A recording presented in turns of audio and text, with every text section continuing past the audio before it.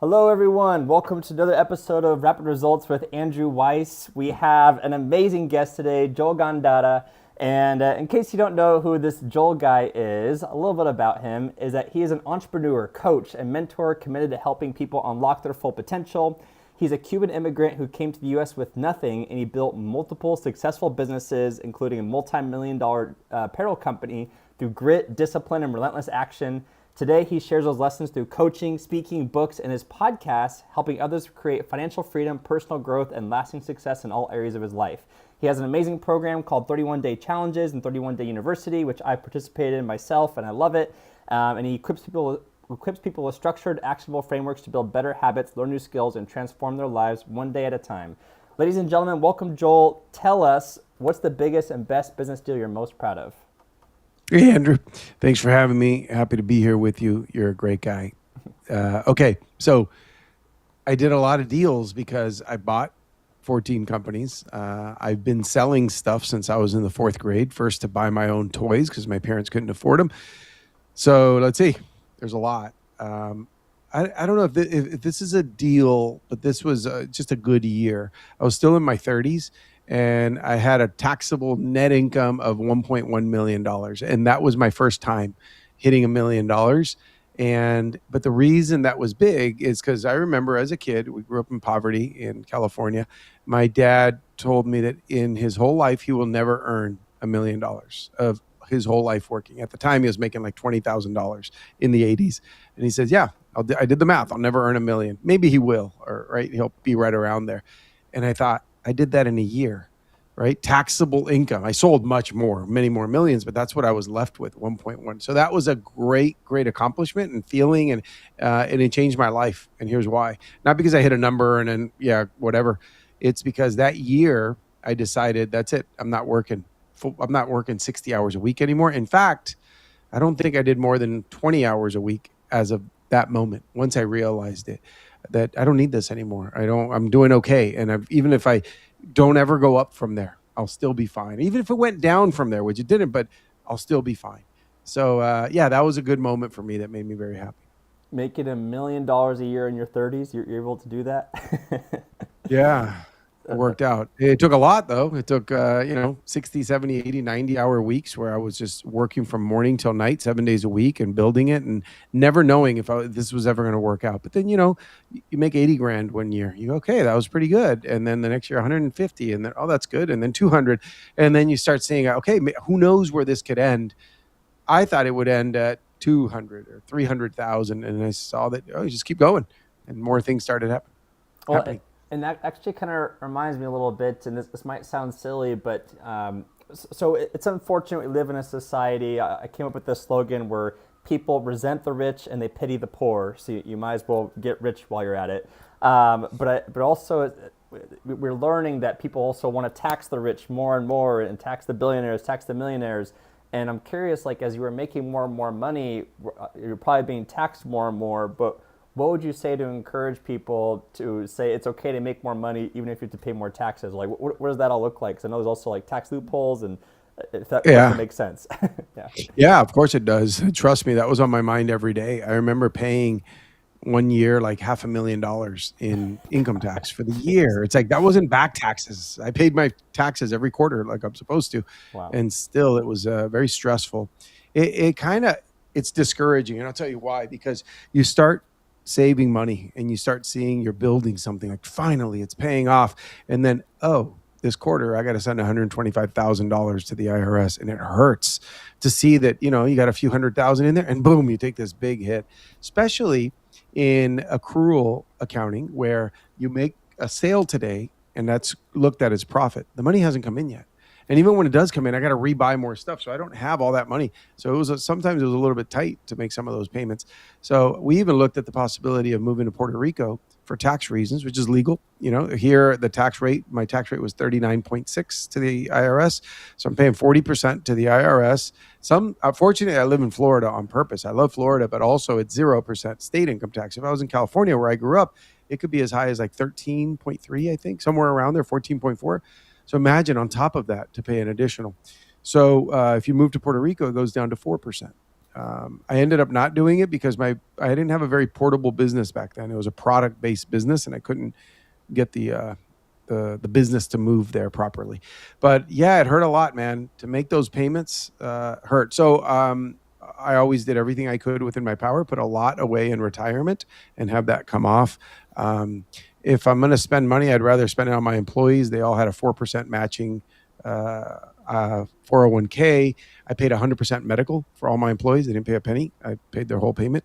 So I'd rather spend there than just give it to the government. But look, in reality, for those who look badly at rich people, I was very poor. I never looked bad at rich people. There was a show when I was a kid. There were several shows, Different Strokes, Silver Spoons, and they were about rich families. And I loved it. I said, I want to do that. I want to be a rich family. I remember as a kid, I would think, when I'm really rich, I'm going to stand on a corner and just hand out $100 bills.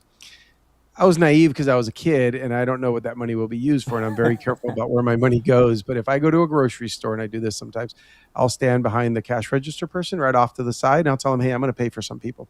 And I'll see and I only do it with old people who I can tell it's tough. They're struggling. And you see how they're dressed. And also I see they don't have alcohol in their cart. I'll pay for their groceries, but I'm not just going to give it away for whatever. So I think that most rich people do very well for society when they have money in their hands, because they will hire people. I hired a lot of people, and many rich people have hired no poor guy ever gave me a job. He just, so I don't think rich people are a problem. I think at the end, having money is just a magnifying lens. You get to see who that person is. Are they good or are they bad? But guess what? Whether they're good or bad, they're going to invest in society and give jobs. So that's good. There's mean poor people and there's mean rich people. It's just, there's good poor people, good rich people. It's just kind of the nature of the game. So kind of rephrasing the question. So like, if people are like, man, I wish I could make more money, but I don't want to pay more taxes. I guess kind of a summary of what you're saying. Okay, well, there's ways around that, or go to different states, or go to different places, or put money in a 401k so you don't have to stress about that. Like, any other encouragement to let people know it's okay to make more money even with more taxes coming with it?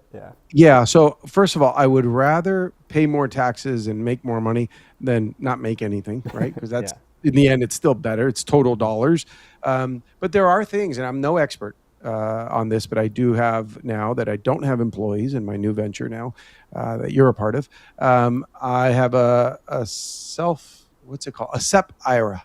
Self-employed, I think is what it stands for. And you can put way more money than in a 401k. I mean, sky's the limit. You can put a lot of money and it all comes off your income. So you save a lot there on taxes. I do the Augusta rule every year where I rent my house out for 14 days to my business. And that's a beautiful rule because you could Google it, ask ChatGPT. You can rent your house out and all the money 14 days a year. And all the money that comes in for those 14 days at a fair market value is my understanding of the law. I'm not an attorney or a tax accountant. You don't pay taxes on it. So if you have a nice house, rent it to yourself. Your business will pay you $2,000 a day, let's call it, for 14 days. That's $28,000 that your business just took a hit on and now pays less taxes because $28,000 less of profits. And you get to receive that for free. So there's little things like that. I think you could dig in on social media. On AI and ask for what are all these loopholes I may be able to take advantage of. For example, also hiring your children is totally legal. Have them do real work if they're old enough. And that is a good one because you can also, I don't do this part of it. I have hired my kids when I've needed them, but they could make, I think it's $12,000 a year or so tax free. And you can put that completely into a retirement account for them. So imagine what you could be banking for your kids over the years. Again, I don't do that one, but it's another tool. No, I love that. No, these are great tips and definitely good encouragement. And that reminds me too, I was at a retreat in Dominican Republic recently, and I met another person who literally runs a retreat business for her business. And she's like, yeah, I'm in the chiropractor business and I run these retreats because these chiropractors have to do these trainings. And the best part about it is that we get to write off these retreats because we're still teaching chiropractors. And so I think that's another piece of encouragement of just like when you're making a lot of money and you can write off fun experiences. Like, who doesn't want to go to Dominican Republic for the week to learn a few things and still sit Mai Tais and pina coladas on the beach? I mean, it's still a good experience you can do with money. It also depends on the type. That's a perfect example because it depends on the type of business that you have. When I had an apparel company and a warehousing business, e-commerce, there are many things I didn't even dare write off. But now, in what I do today, guess what? My business bought my cold plunge, it bought my sauna, it bought my truck, it buys all my workout equipment, any trainings I do for working out, jujitsu, boxing, any of that. My business pays for all of those things because that's the business I'm in now. And it's great. I get to do all my hobbies tax with pre-tax dollars, not Yeah. post-tax dollars. And if you make a chart and see what that does over a lifetime, it builds your wealth. The other thing is, I think someone who just has a little sole proprietorship should definitely, from my understanding, again, I'm not a professional accountant or anything. Um, I think everybody should have an LLC. I had an employee years ago that we turned him into a contractor. And because of that, his expenses to come to work were now deductible, right? His taking people out to dinner became deductible. He's made, he saved a lot of money on taxes because he formed an LLC, and I treated him that way. And I think there's major advantages to save money, and what the reason to save money is you can keep reinvesting and growing it.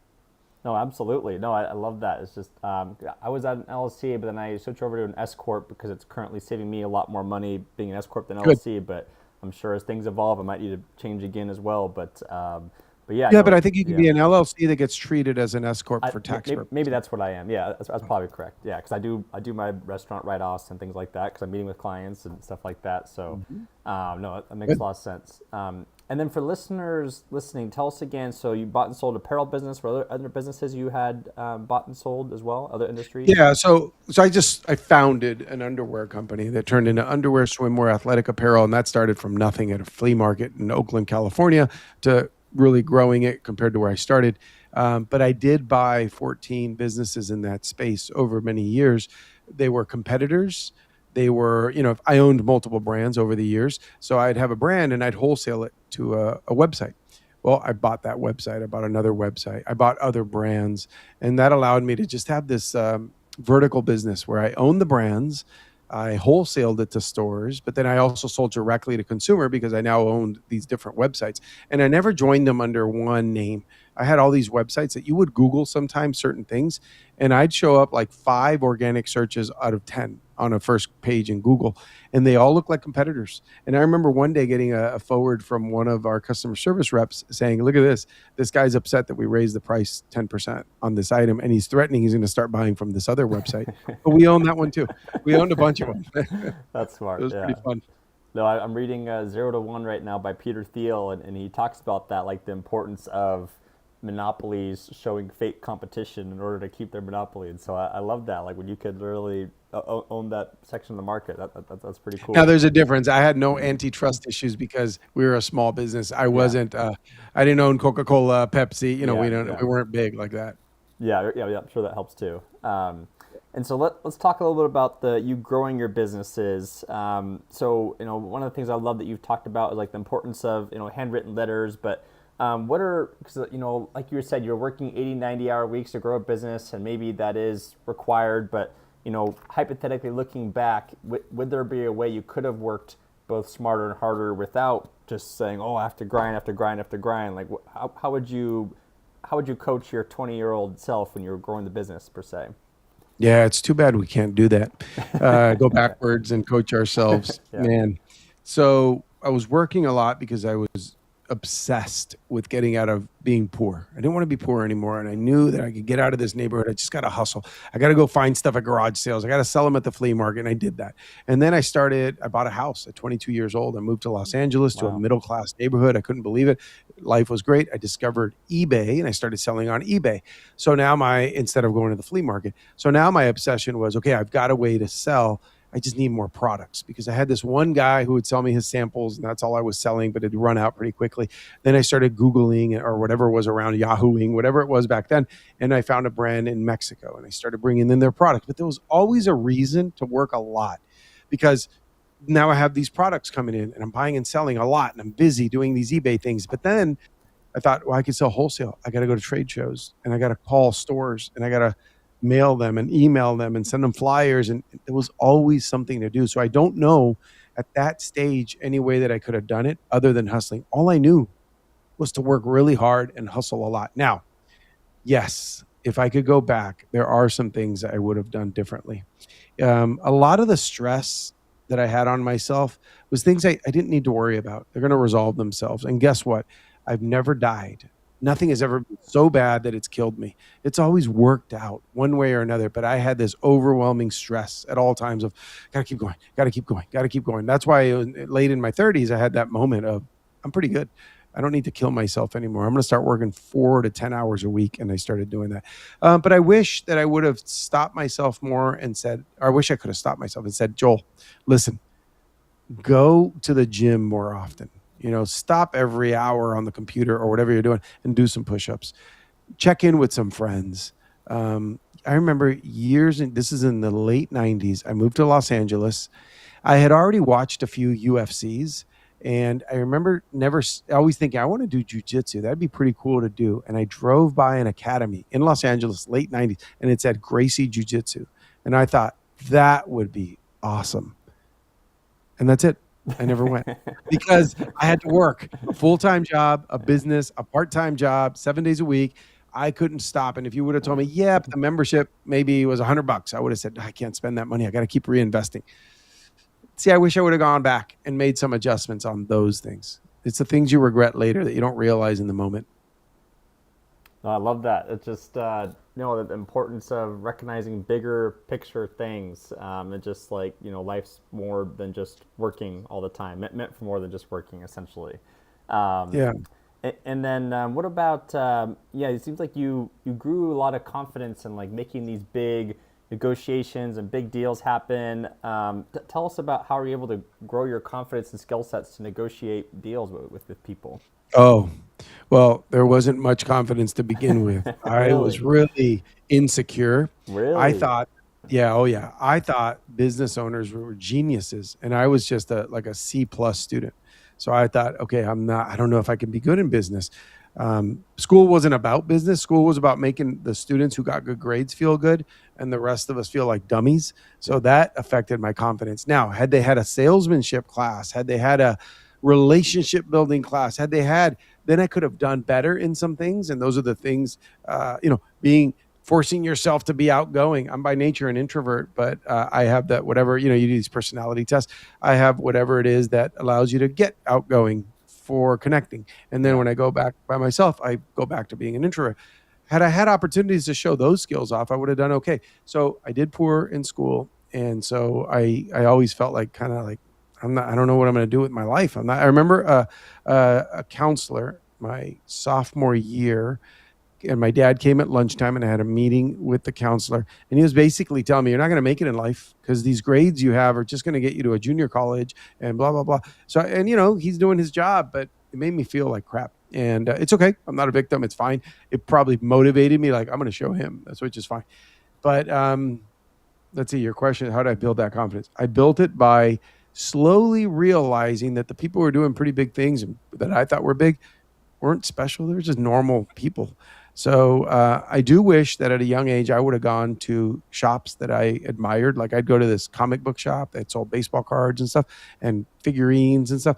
I wish I would have asked the owner as a young kid, like at 12, hey, how do you run this business? Tell me about it. And then I could have heard things and he would have sounded human. Instead, I just thought, how do you get all these products in here? How does he pay rent? How does he sell so much? So I thought he was a god. And I wish I would have demythicized that a little bit. But once you have a little win, like in fourth grade, I bought these trading cards, Garbage Pail Kids, for 5 cents a card. I sold them for 10 cents. I bought some more. And then I realized I could sell them for more. I got them up to like $1 a card on some cards. Wow. Yeah. That started building a little bit of confidence. Like, I have some money and I can buy my own toys now. And I started to do that. In high school, I sold chocolates and I was making net profit. This is back in the 1993, 94. I was making $30 a day in net profit. And then I had a part-time job where I make probably another 30 after school every day. But at school, I was making money. And I started realizing, oh, I think I know how to make money. So that's it. You just need little tiny wins and keep them small in the beginning and then go to the next one and the next one. And then pretty soon, I remember thinking sometimes, I got a one-time order from this guy for $30,000 and I'm about to make $15,000 net profit to my distributor in Europe, let's say. And he'd make these big orders and I'd make that in one pop. Like he Wow. just sent an email. I send the email to the factory. The factory would fill the order and send it. and I'd be done. And I just netted $15,000. So things like that would start happening, but they didn't start that way. I had to go make a dollar. I had to go make literally from 5 cents to 10 cents, and then they just added zeros to that over time. Well, and so I want to touch on that a little bit of the concept of quantum leaping, like you going from selling these dollar cards to $15,000 deals. I mean, so did it really have to go from making a dollar sale to $1,000 sale to a 10,000 to a 15,000, or did you go from one day making I don't know, $2,000 over a month to a couple months later, like, oh crap, I just made $15,000 in one day. Like, what did that quantum leap look like essentially? Yeah, it wasn't very quantum. Okay. I know how to I know how to get rich slowly. I do Yeah. not know how to get rich quickly. I guess today I could probably do a better job. If I had to repeat it all, I would probably do better just from experience. Yeah. But what can you do about that? But there's little tiny things. I'll give you an example. I've probably shared this story once with one person because it popped in my brain the other day. I was in France at a trade show in Paris, and I asked my distributor, this guy handled all of Europe for me, and he was not an employee. It was someone I'd sell to, and he'd resell to stores in Europe. And I asked him, I said, how did we meet? Because we've been working together a few years, and I don't remember. Here I am in Miami, you're in Germany. How did we meet? And he said, I had a friend who is from Germany, and he went to Miami on vacation, and he was walking down the street, and he saw a store with the door wide open, and it had a really attractive poster on it, and that poster had a brand. And so I looked up online where I could buy that brand so that I could try it and wholesale those products here. And in the end, it was a brand I was selling. So that's one example of where I got these every month. He'd send me these massive orders, and it was phenomenal. And I just kept growing like that. It's because I had a poster in a little shop. By the way, I know the address of that shop. I don't know if the shop's still there, but it's 1331 Washington Avenue. And they used to buy like maybe $500 a month from me. That's it. So I was probably netting about $250 a month off that little business. And it was annoying. The guy would always want to return a product, get these other ones, tell me I want to change the reds for the blues. It was a headache. But by sticking to it and having that presence and having my poster on that door, it made me millions of dollars. So yeah, I don't know how to do quantum leaps, but if you just stick to it and you find good, people will find you and hear about you. And in my case, I have examples like that where, I stuck to it and something really good came out of it.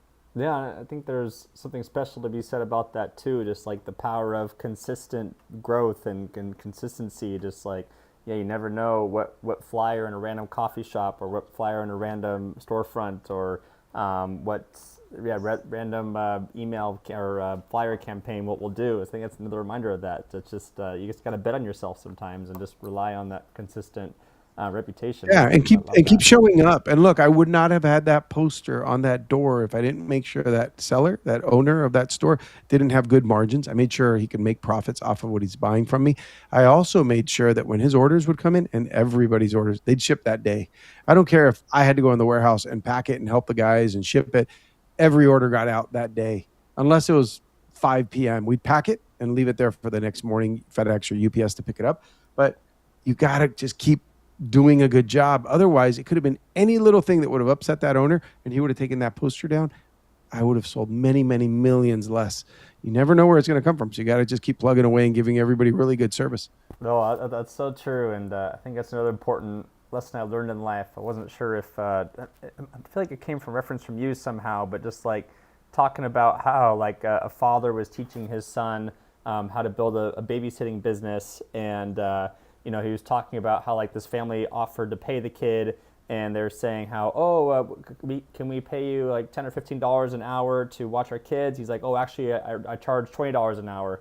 And it's like, okay, fine, you could do that for a couple hours, but if you want to build a long-term relationship, and go for weeks on end, just stick with the 10 to 15 so you can have 15 multiple times over versus charging 20 out of the gate. And of course, obviously, if you build your business reputation, you can charge more, but I think that's just another important life lesson. Don't always look for the quick win. Look for the long-term potential and win too. And I thought that was a really good point. I take it a step further because I agree 100% with that. Here's what I would see now that I'm older than I was back then is that kid should get his foot in the door and do the babysitting and get to know that family very well and see what other pain points they have. Yeah. Maybe It's that, man, they're paying $100 for this guy to come wash their car, and he could say, "How about I do it? I'll do it for 80." Yeah. And then he finds out. Let's say it's a 16-year-old kid, and he says, "How much do they charge you to cut your grass?"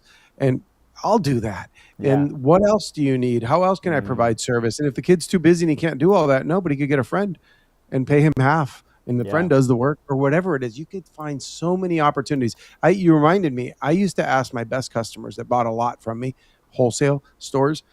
I'd always tell them, "You like what I do? You like my service, my speed, my pricing, everything? Yeah, yeah, we love it. Your products are great, blah blah blah." And I'd always say, "What else can I make you? What can I make you? Jeans? Can I make you belts? Can I make what else can I do for you? Which of my competitors are upsetting you the most?" And it Yeah. was amazing. They would send me samples of my competitors and say, "If you can make us this, we will stop buying from this big name brand and buy it from you." So I'd send it to my factory. They'd tear up the piece, replicate it, make a bunch of samples and colors and everything, just as good or better quality. I'd always have a better price, and I'd send it to my clients and say, "All right, thank you for sending me that. It's been 30 days. I got it ready. You want to buy from me? Yeah, here's our orders." And so what if I didn't have, what if I didn't get that door open? You got to get the door Yeah. open. You got to give them good service and make them fall in love with you, and then see what else. And then the relationships got really heavy, hot and heavy with these clients because they couldn't fire me. They couldn't get rid of me. I was giving them so many products that they needed. I love that. It's just yeah, getting in the door and just finding opportunities once you're in the door, because that's one of the toughest things. It's a lot harder to get new customers than it is to get repeat customers per se. And so that's a really good point too. I love that you brought that up. And also wanted to touch on. So tell us more about obviously you built these successful businesses. Things are going well. Obviously, everything went perfect for you. Nothing ever went wrong ever.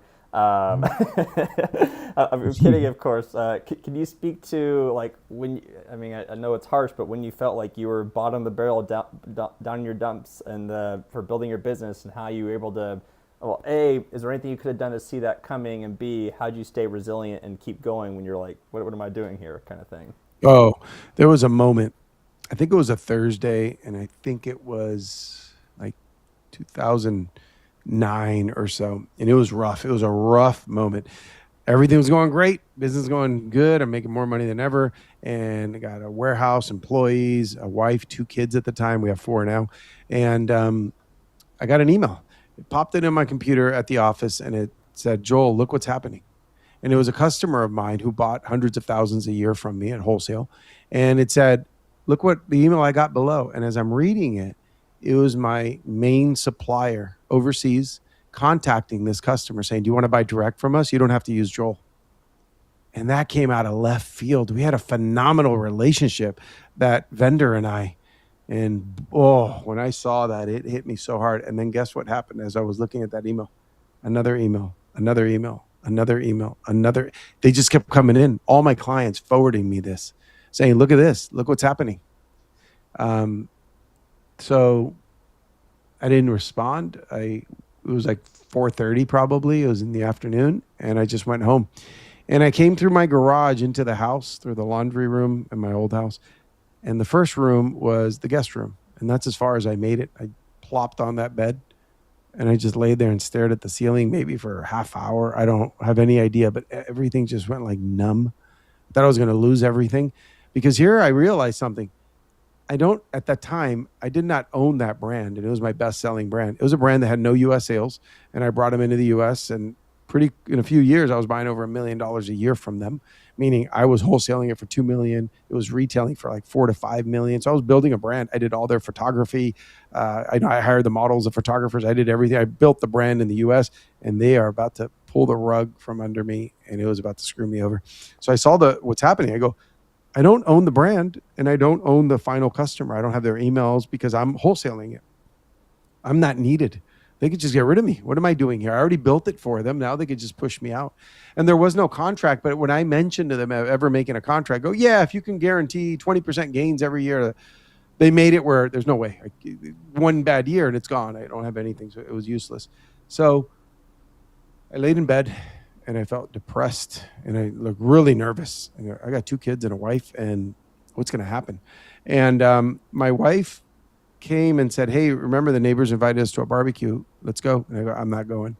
And I just laid there, and she went with the two kids. and came back like a half hour later and says, "Hey, Jeff, the neighbor says to come over. He really wants to talk to you." I said, "I'm not going." She came back. I think she came back again. Yeah, she came back again and said, I told him what happened and he's got some ideas and he wants to talk to you. And he was way more successful than I was financially. Wow. So at the time, so I said, all right, fine. And it took everything from me just to walk over there. And then we didn't go outside to the pool where everybody was at. We went to his office and he said, "So tell me what happened." I tell him everything. And he said, "The customers emailed you, right? And the customers love you and they respect you. They have a relationship with you." And he goes, "I know." He said to me before he answered the question, he goes, "I know they do, because you're the one who tells me you handwrite them notes, you send them Starbucks gift cards, you call them, you visit them, you see them at the trade shows. Do they even know this overseas company?" I said, "No, they don't know them." They go, "All right, start your own brand." And I was like, I can't start. I just buy and resell. And he goes, "You got to start your own brand. You got to make a real leap here." So I went back to my clients the next day. I emailed them all and I said, "We're going to get through this, blah, blah, blah." And then I called a few of them on the phone and I said, "I'm going to develop my own brand. Would you buy from me?" They go, 100%. So then I asked a few of them, "I need inspiration on what to buy, what to build, what to make." And I started getting samples in the mail like crazy, again, of my competitors' products. And we in clothing, I can make this black polo and you can make it. Anybody can. You just can't copy the logo. I didn't even copy the colors. I changed things up. But we built something that people wanted us to make. And that's what we did. And we created our own brand and it blew up. And that other brand that tried to backstab us, they got dropped by a lot of clients. And I don't know how bad things have gotten for them, but it all worked out. So the darkest moment in my business existence, in my whole existence, turned into the best thing they could have ever done, because it inspired me to go create my own brand. And so, just for more context, so basically, yeah, you were a middleman between these customers and this warehouse, and the warehouse was saying, "Hey, why we don't need a middleman anymore? Just buy from me directly." And so, when you cut them out, you basically had to find a new warehouse supplier from scratch, and just because I doubt you Well, were the I had one to. sewing company clothes in your living No, room or right, right, anything, right. right? Yeah. I put together an order. I found a factory in Colombia in South America. High quality, great things. The owner and I became very good friends over the years. I worked with him for many years until I sold the business. And I showed them the styles that we wanted to make. We sent them the samples. They recreated them under, our branding and everything, and sent us the samples, and came to visit me from Colombia. And I didn't remember this story in as much detail until he told me about it, because I didn't know his side of it. But I remember him coming in and his wife waited in the car with their kid. And he walked in, he set it all up. I placed the order in person and it was $80,000. And I thought, well, I guess this is what we got to do. He told me it's got to be 80,000. I didn't even negotiate to like, hey, let's start small. Let's do a 20,000. Well, he said that when he left there, and he told me this story in Colombia with all his employees there one day. He said he left there shaking, and he walked into the car and he told his wife, "We just got our first order ever." He was from a manufacturing family, but he didn't have his own factory. This launched his factory. And and he goes, "We just got an $80,000 order from Joel." And that's how we got started. And over the years, I was buying seven figures from him, and he developed more brands for me. And every time I'd buy a new brand, I'd take all the production to him, and we built that together. And then I own the brand, he owned the manufacturing.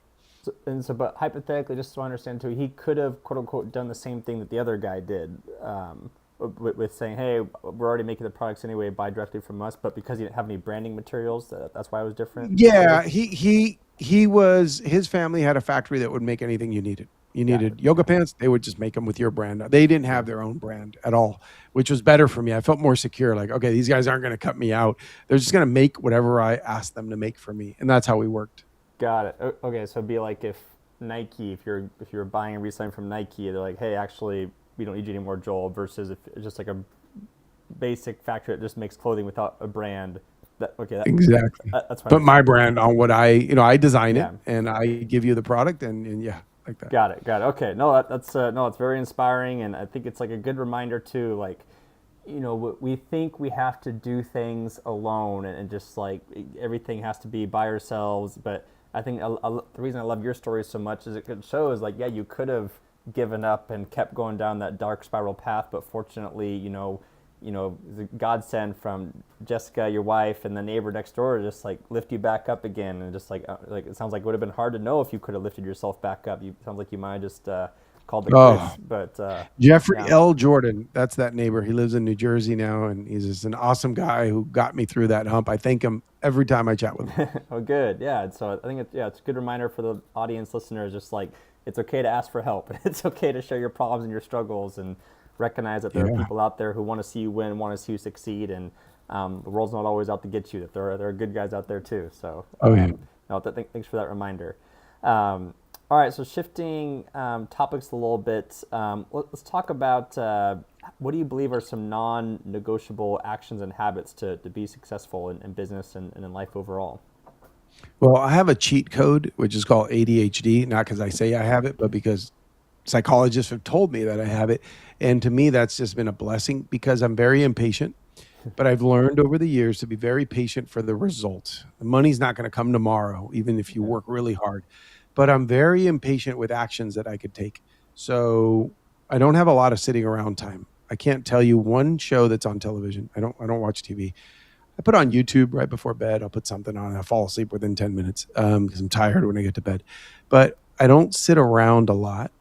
I'll sit in the sauna and relax because it's active recovery. I'll sit Yeah. in the hot tub and relax, but then it's active. So your heart's racing. You're getting a little bit of cardio. You're stretching a little bit.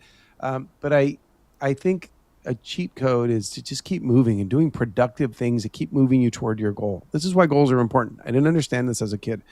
I was told that if like you write down your goals, you're like 75% more likely to accomplish them. And I remember writing down some goals at like 12 years old or so, and nothing ever happened. Nothing, because I wrote them on a paper. I don't even know what happened to the paper. My mom threw it Yeah. away or something. Yeah. And then I realized, oh, we got to make an action plan behind that goal. And I'm a firm believer in this. And then on top of that, you got to share it with an accountability partner or a coach or somebody who can really hold you accountable and check in with you multiple times a week and see if you're on track. And by doing everything I just said, man, you got no choice but to keep moving. And it doesn't mean work 16 hours a day. You don't have to do that. But now there's no more excuses of, well, I don't know. I don't know what else to do. Why don't you go call that company and see if they're ready to make that decision? Why don't you go call that friend who's had some success in something, and maybe he or she can start telling you what worked for them, because you start filling your subconscious with all these things and tips and tricks and and all of a sudden you start getting a little smarter and a little better at making decisions and a little more creative. So yeah, keep moving and keep doing positive things. Don't sit around. No, I love that, to keep moving. That makes a lot of sense. It's just what was it, the saying, like idle hands makes the devil happy, or something like that. Yeah, something like that. And just like yeah, like the other figurative metaphors I like is just like bicycles can't move unless you're moving on it, and like the grossest water is the water that just sits there and is standstill, where like healthy water is like constantly flowing, constantly moving. So Yeah. But yeah, I'll tell you something that happened for me is the more I moved and made things happen over time, you didn't have to keep pushing so hard, because it's like that.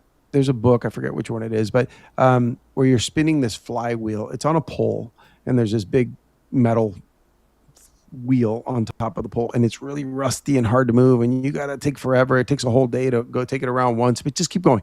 By the next day you can move it one and a half times because it's getting going. You got inertia in your favor, you got momentum, and pretty soon that thing's going to spin without you. So that's what happened to me. Employees started getting really good employees and having them handle things, and I could just be with my family, and they were all incentivized. They got a percentage of, the key employees would get a percentage of profits. And so they were pushing, and we were hiring the right people and doing a good job and having good relationships with them. So it wasn't about, hey, go get this done. It's a, hey, we have this issue. What do you think we should do? And having them set up scenarios, and maybe we could do this, we could do that. And in the end, they owned the P&L. So they got incentivized by that bottom line. That was a huge win for me, because now they're all the owners. We're all, or the top guy yeah, people, we're owners, and I don't have to worry about every single thing. I always told my right hand person, look, one of us two needs to be stressing at all times. It's you or it's me.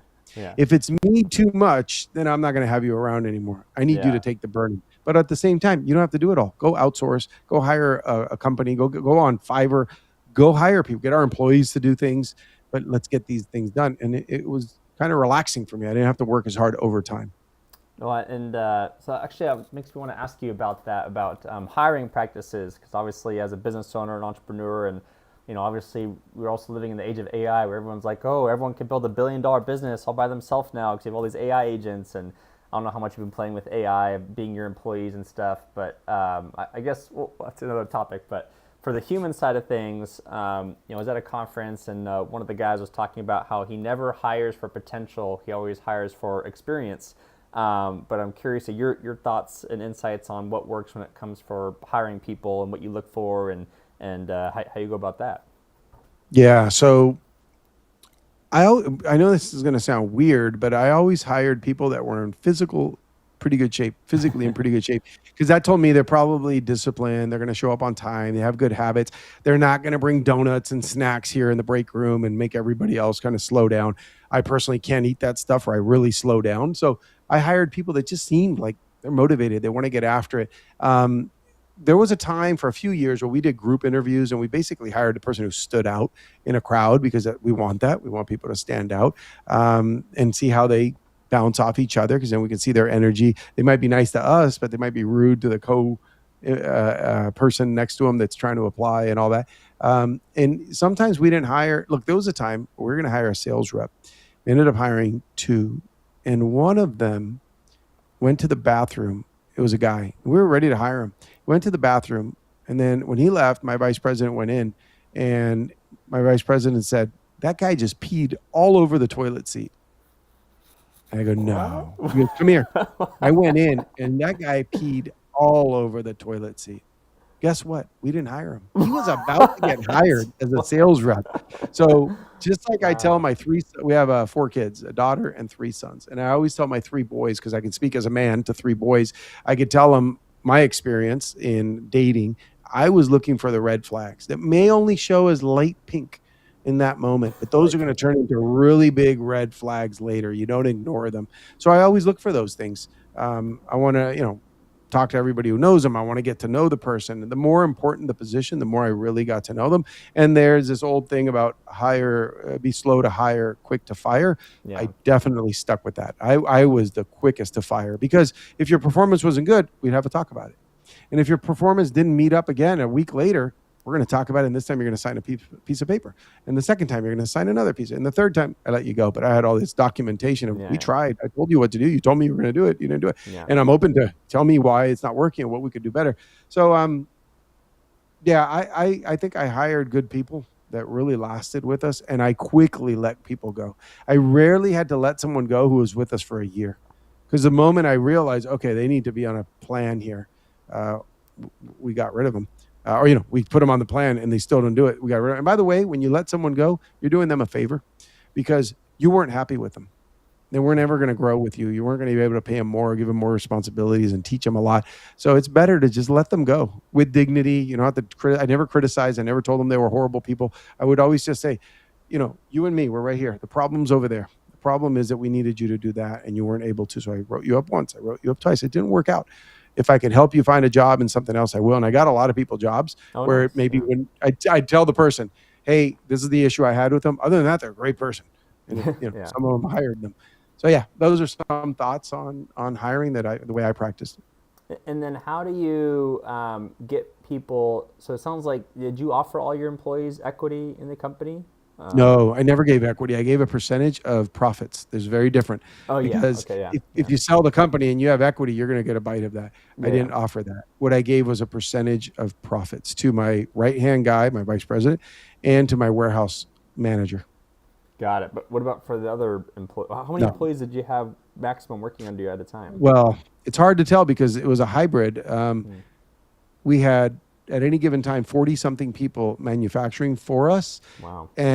But see, here's the interesting thing. This was a factory in South America, in Colombia, and they only, by the time we got going with them strongly, they only worked for us. So 40-something people there, but I didn't pay their payroll. I bought a lot of products that paid their payroll. But everything we asked for, it was done for us because that's who, we were the only client for years, like for over a decade. And then we had call center overseas. So, some people there. And then in-house, we had 11 people, as many as 11, with technology, not AI, because there was no AI when I owned the business, but with a lot of spend on technology. We had a team in India with 6 engineers. We wrote a lot of software that really made our warehouse. It wasn't just our warehouse that fulfilled thousands of pieces a day. We also fulfilled for other companies. We had a 3PL service that we offered to other people. And so that we just kept reducing the number of labor, yet picking up the number of pieces we could ship a day because of the technology. No, that's impressive. And then, what would you tell business owners, entrepreneurs? How do you get employees to work? Maybe the answer is already in the question, but I was going to ask, like, how do you get people to work harder without paying more? And maybe just the Mm-hmm. question is just getting them to learn how to be more productive with their time, or I don't know. Yeah, what advice would you give around that topic? Yeah. So every single person is different. One of the best things is finding out what makes a person tick. Like, for example, the book is back there. The five love languages. I did not have my employees do that, but in a relationship, everybody's got to, it's Yeah. free. You go to the number 5lovelanguages.com and find out how you and your spouse tick. Same thing with employees. I got to know my employees. I think I coached them pretty well. I could always be available to them. I'd always tell them, look, I'm your coach. I'm going to give you $5,000 a month, each of you, worth of coaching if you want it. Hardly anybody ever took me up on it, but the ones who did, I'd ask them for their goals. I'd ask them for what they want to accomplish in this life. This might be the job for now, but what would you love to do? I'll give you an example. One of my guys was making $15 an hour with me. This is like 10 years ago when that was an okay wage in the warehouse. Today, he makes over $150,000, not with me. And I know that because I saw he asked me to oversee his contract offer that he was given with an employer. So I reviewed it with him. And that happened because I told him, look, I'm not going to pay you more than $15 an hour, but I'm going to help you get a job. You're a hell of an artist, a graphic designer, and packaging person. He's just smart. And so I told him, put together something and I'm going to send it to a few friends who own companies. And you're going to get a way higher paying job. But why did I do that for him? Because he was a great guy. He worked really hard. We became friends. We'd have lunch together. So yeah, that's how I treated my employees. If they wanted any attention, they wanted to talk about their life, I was there for them. And I always queued them up. I'd always say, tell me what you want to work on. I'm pretty good at helping people cross the line of what they want to accomplish. And I'm so proud of having gotten to do that with some of them because it really made a difference. Unfortunately, most of them did not take me up on it. They'd always say, oh, thank you, thank you. And like twice a year, I'd walk by and say, if you ever need anything, man, let me know. If you ever want to work through any goals. Yeah, thanks, boss. Most won't take you up on it. Yeah, I know. I think it was Woody Allen who said like 90% of success in life is just showing up, and so it's just like you gotta say yes to more opportunities more often. And so I love the example you just did of helping someone go from $15 an hour to 150 grand a year. It's definitely pretty good. Yep. And on the topic of coaching, really quick too, like obviously the coaching industry is endless, and the joke is coaches pay coaches how to coach, and just like all these loops and stuff. Like, what do you think separates good coaches from bad coaches and helping people reach their goals, reach their potential? Yeah. So I'm the type that has to have, if I have a coach, it's got to be somebody that I'm so impressed with because they've accomplished a lot, right? I see people on social media that all of a sudden they're a life coach, they're a this coach, they're a that coach. And I happen to know that they don't have success in that field. In fact, they haven't had success in anything, in much of anything. And yet they're out there coaching and somehow they get clients. I would just say, I don't know what the difference is because I've never been coached by somebody other than like someone very successful, is that I would recommend to make sure they've done some very impressive things. Not that, oh, wow, they had a good job once. That's not a thing. Make sure they take care of themselves, that they're well-rounded. If you can, find out about their marriage, the way relationship they have with their kids, all of these things. Because, man, I'm telling you, I've seen it so many times where people have shared some very private things with me, and I'm going to say thousands have, one-on-one, privately over the last couple decades. And then I see something on social media. I go, that's not who they are. That's completely fake. So find a way to dig deeper and find out that they really did accomplish. They have a well-rounded life and they treat people well. And then that you have chemistry with them. If from the first intro call, you're like, I don't know about this person, then you don't go away. Go somewhere else. Save yourself the potential trouble. Well, Yeah. I gotta ask. You don't have to name names, but what is like an example of like something they said in their private life? Then on social media, they're like, "Oh, look at me doing this or saying this." Like, what's an example of that? So I looked into this because I've seen it over and over. They'll talk to me about the horrible marriage. They can't stand their wife. They can't Oh stand no. all these bad things. And then that person's birthday comes around and you see their Facebook. I just want to thank the most wonderful wife and the mother of my children. And it's this paragraph that's forever. And I've messaged people and said, "What is all this? I thought you told me this and this." Oh no, and it's fake. Because then I'll talk to them and they'll tell me, "No, it's really, really bad." And I don't know, dude. I don't understand. I've always been told that I'm authentic. I didn't know that there was anything else, because anything Yeah. else is being a hypocrite and a liar. So, I better be authentic because I'm not a hypocrite and I'm not a liar. That's just my lens. But maybe people fall for that and they go with it. I'll give you another one. Someone who I thought was just not doing very good in life, for multiple reasons, relationships, money, everything, is now this coach, and people are following him. And I've had that person on the phone with me crying to me that they can't make it and they can't, and now they're this coach and everyone thinks they're great. So I don't know what he says to him. He must be lying to him. I don't know. Yeah. So there's a lot of things like that. Oh, I know it's like it's tricky because I know like Les Brown. I'm sure you know who Les Brown is, right? Like he Yeah. talks about, Love oh him. yeah, when I was giving my motivational speeches and my talks, like I was still so poor, I was sleeping under my desk at my office or something like that. And so, yeah, I don't know what that means, That's but different, I think. I think it's different, maybe, maybe. First of all, he's a motivational speaker. He'll say yeah, a little buzz phrase that could change someone's life. He's not maybe a one-on-one coach talking about business, so maybe that's different.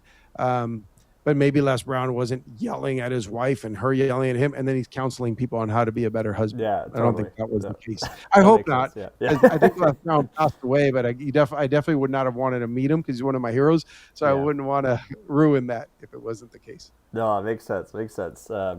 Well, yeah, I know we only have a few minutes left here, and so I want to make sure we can get these last few questions out. So tell us more about the Brotherhood, the challenges that you're running. For those listening, what do they need to be aware about it? Obviously, I can speak to it myself, but I want you to hype it up. Tell us about this 31-day challenge and the Brotherhood. Yeah, it happened on accident. I did not need more income. I spend a very small percentage of what I've earned. I just said, let me put some guys together and we'll do challenges. There was no business, there was no charge in the beginning. And then it turned into a real business because the guys said, let's do it again. And I said, yeah, in a year. And they said, no, let's do it again next month. I go, oh. And then one of them said the magic words to that poor kid who was me. And they said, we'll pay you to do it. And I go, oh, there's a business here. Okay, let's do it. And that's how Class 002 started. And we put guys together, and my wife handles the women's side. She's got an impressive story. She was a registered nurse, labor and delivery. She got abandoned by her dad when she was a kid. She's had 4 kids. She had cancer. She's run an ultra marathon. She's just a tough woman. She's a blue belt in jiu-jitsu. She's got great stories, and she's been my sounding board all my life, since our whole business life together and marriage life together for 25 years. So she handles the women's side and I handle the men's side. And we put people through 31 days of challenges. And we do this in a community. So you're not doing it alone. There's a book. She has a book. I have a book. And we go through that book every day on our own. And then we have a WhatsApp where every day we check in and say, I did my thing. I did my exercise, the mental part, the physical part. And every once a week, we'll have a Zoom call together. And that is very powerful to hear that other people are going through things. Everybody's building their business and struggling, and maybe we can give each other ideas, do business together. And then after Class 002, Kevin Thatcher had a phenomenal idea. He said, let's make a maintenance program. Let's keep this going. And I said, what do you have in mind? Let's get on a phone call. And in 10 minutes, we developed the name, the Brotherhood, the logo, which he created on Canva in a minute and gave it to me. And then I put it on a website. Well, my employee did that for me. And we had 14 signups into the Brotherhood. Now we make it much harder to get in. There's an application process. No one leaves and comes back. It's you get in, and if you want to stay in, you stay in. And we bring speakers, and we have a Book of the Month club, and we have retreats, and just a bunch of cool stuff and connections between great men. And that's what I get to do now. I sold my business in large part because I started this, and I didn't want to think about my business anymore. I want to just the rest of my life to just do this. And I am having, it's been about 4 years almost. I'm having the absolute time of my life leading this group. We're now at this time 121 men and the ongoing Brotherhood, and slowly growing it on purpose. I don't invite, we'll have a class of 25 guys, and I'll invite 2, 3, 4 currently to apply to get into the Brotherhood, as opposed to, hey, you're all invited. We're not trying to grow it fast. We're trying to grow it nice and steady with the right people. Oh, I love that. And, so Joel goes on a lot of podcasts. He also has his own podcast. And one of the things he said I love, he's like, I don't know anyone else who's living a better life than me. Like I love my life more than anyone else's life, and so Yeah. Yeah, that's and that's what. not a money Yeah, thing. It's yeah. not a Lamborghini thing. I drive a pickup truck that I bought used. I have a very simple life. I live in a nice neighborhood, but I have the best wife and four great relationships with my kids. And so life is good. And we live way below our means so that we're comfortable and not stressed out. So that's what I mean about, yeah, having a great life. Oh, it still counts. It still counts. Yeah, even if you were living in a hut on the beach, I mean, it's still. I think it's a mindset that more people should have. Like, absolutely, like, makes a lot of sense. All right. Well, last two questions are Joel. If people want to connect with you, contact you, what are the best ways that people can do that? Yeah, I'm on Instagram, Joel Gandara, and there were some fake Joel Gandara accounts, so I have Oh to pay no. money to put a little blue check mark on it. So that Yeah. one's mine. And where else? LinkedIn. You can send me a message. You can send a follow request or whatever, but send me a message. Be happy to hear what you're all about and how I can help. And then, what's the one takeaway you want someone to have from this interview today? Maybe that this kid, me, I was a kid at one point. I came to this country on a boat coming from Cuba, and I grew up in poverty. I didn't speak the language. I failed school, so I had to get placed again, repeat the grade. I flunked. I didn't know the language. It was rough. I had not one friend. But 2 years later, I started to know the language pretty good. I started, look, I can speak English. And I won friendliest in my school. And I still have that yearbook from third grade. We had yearbooks, and I won friendliest. And so I took what would have been a bad thing. I had no friends. Nobody would talk to me or play with me because I couldn't communicate. I didn't know one word. And so I was able to turn that around. And for me, that was a proof that, oh, you may not have something that you want, but okay, I could work toward it. I just had to hang in there and be in school for 2 years and learn the language, and I got it. And I had an accent, but I would see the new kid and I'd run right over. Hey, you want to play with us? My name's Joel. What's your name? And I'd bring them over and do that. And I think that has enabled me to have a pretty good life and make a lot of friends and form a community that I now have and all that. So yeah, I think the thing is that anybody could do it. You just have to put your mind to it. This is what everybody says, but I'm living proof. I didn't read it in a book. I saw that I was not successful in anything. And I started picking the thing I wanted to get better at. I practiced it. I got better. I love that. Oh, this has been an amazing interview today, Joel. Thank you so much. Very inspiring, and yeah, thank you again for putting this brotherhood together, the 31-day challenges, and definitely make sure to follow Joel on Instagram and LinkedIn. Shoot him a message, and we'll see you all for the next episode. So thanks, everyone. Take care.